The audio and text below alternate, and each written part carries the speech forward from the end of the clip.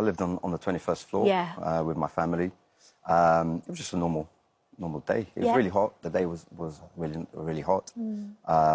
We decided to go out for dinner as a family with a group of friends.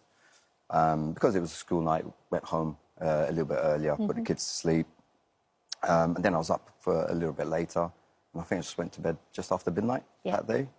And then I was woken at 1:15 in the morning with my neighbour banging on our door, which I'm forever grateful, because if it wasn't for that, we would have been sleeping. So that's generally how we woke up that morning.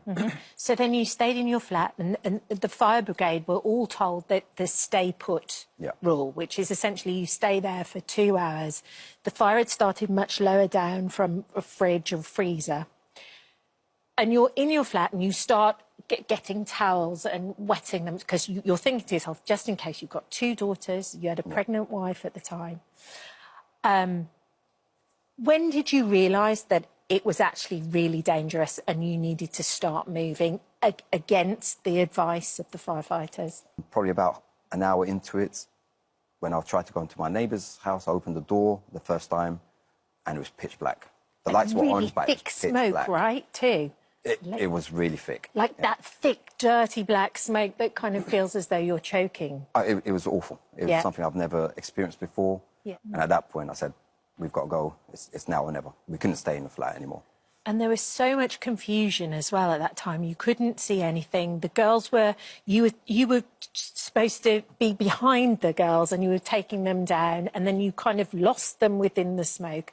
When you finally get to the bottom of the tower, you see each other again, you get taken in an ambulance, but your wife, who is 7 months pregnant and asthmatic too, right?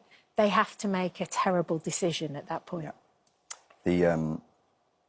At the hospital, they came to me and said,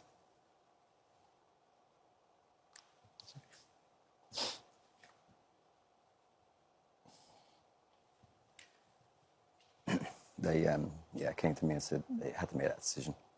And because my wife's obviously alive, they had to go with her.